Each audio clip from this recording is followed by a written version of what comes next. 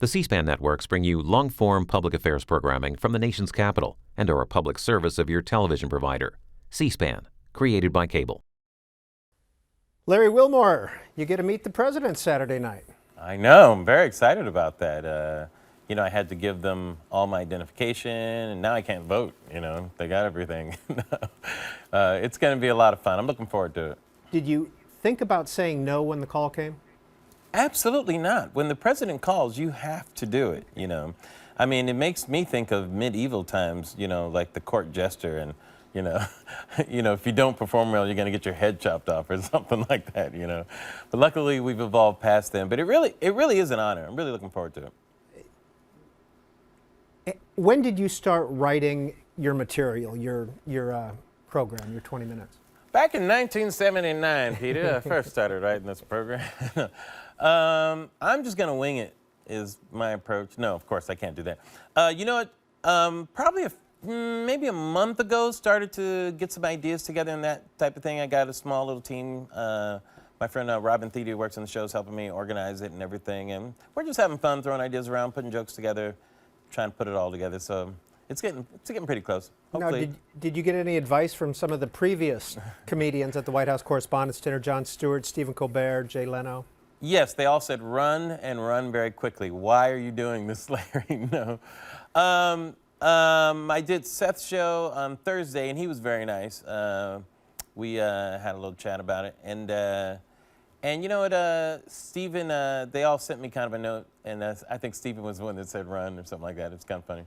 But I haven't had a chance to really talk in depth about it. I'm a fan of a lot of theirs and have seen a lot of it. And everybody's done a really good job, Now, in 2011, you did the Congressional Correspondence dinner. How does this compare? Did. Who booked that? I don't remember who planned that entire evening. I can't recall. That was a lot of fun. It was interesting because Anthony Weiner, as you recall, went up that night, and he had a pretty good set. And it was like a week later that we learned the true meaning of Anthony Weiner. I think you know where I'm going on that one. That's a blue joke for your C-SPAN audience there, Peter. We are cable, so that's fine. And it was funny that also, what's his name was on it too? God, now I blanked out on his name. Senator Rand Paul. Yes, Rand Paul was on it also, and ended up running for president. So it was fun to meet those guys.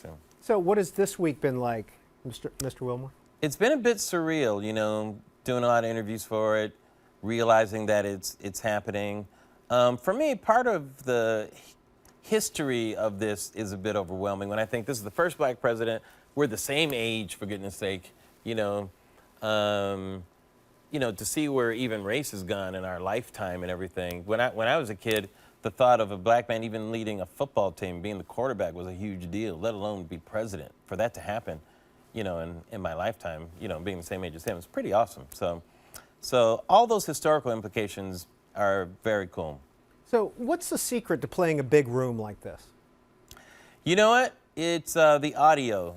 You can't worry about how the jokes are rolling because they kind of roll up in different areas. You have to, regardless of the reaction that you get, you have to pretend as if you're destroying, like you're killing. And so your reaction always has to be, yeah, I'm glad you like that one, because who knows, you really can't hear it. So the audio's terrible from your point of view, but everybody else, it's pretty good. And it's real wide. You've seen the room. It's just a wide room, too. So it's just hard to gauge in that sense. But you just have to ignore it. Will you the biggest thing, here's what you want to do. You just want to check and see if the president is laughing. That's the most important thing. If he's laughing, you're doing okay. Well, are you going to make a weekend of it? Yeah, I'm heading back on Sunday. So not quite.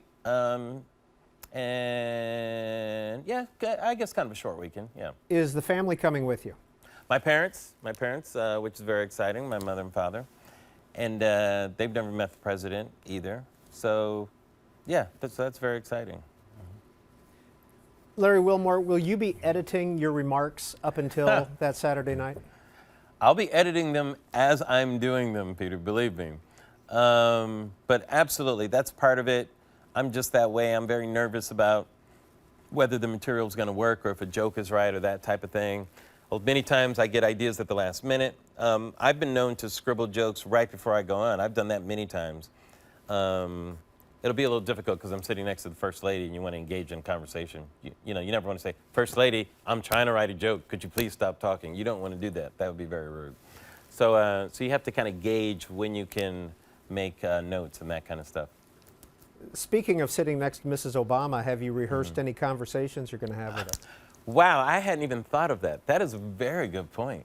I probably should, right? Because, I mean, I could just say some horrible things, you know, if I'm just talking like it's just anybody. I have to remember that is the First Lady of the United States. You're right. Okay. I'll have to work on, that's something I got to work on then. I got to write out some stuff to say. Any suggestions, any tips? Larry Wilmore, I'm just going to keep firing the questions. You got to answer them. I don't have to answer any questions. No tips for what to say to the First Lady? Ah! Well, tell you what, why don't you give us a preview of what you're going to talk about? With the First Lady? How about at the podium? Well, I can't give away any jokes, you know, but let's just say, yeah, I'll definitely bring up race. That's going to be an issue in a lot of different ways. I will bring up the presidential election. A lot of things to talk about there. We'll talk about some people in the room.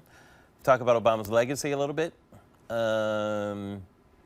We will, those are the big things, I guess, some of the big areas.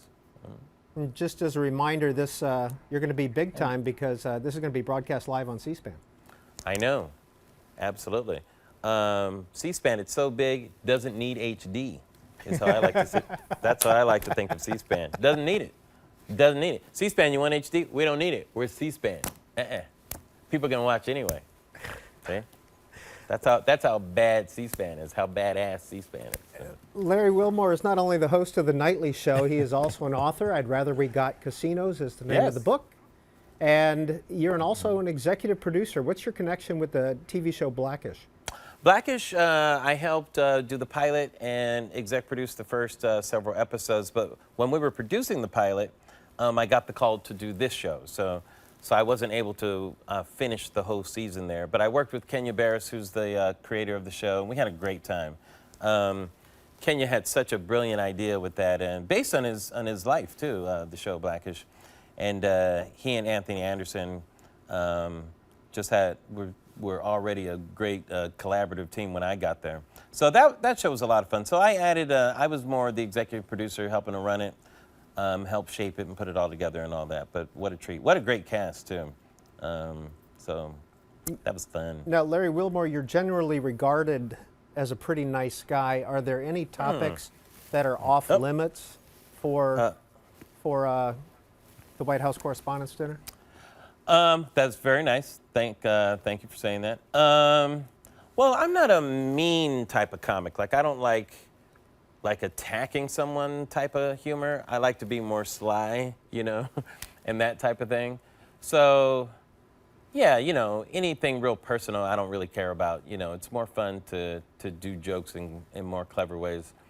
But, you know, the other way of looking at it, too, it is a roast, and people do expect to get ribbed a lot. So it's fun to you know, to roast people, I guess. Roast is the best way to say it, you know. So you're not really attacking them, you're roasting them. You're doing it in a good spirit. Larry Wilmore, the entertainment at the White House Correspondents' Dinner 2016. Thanks for your time. Thanks, Peter. It's nice talking to you again.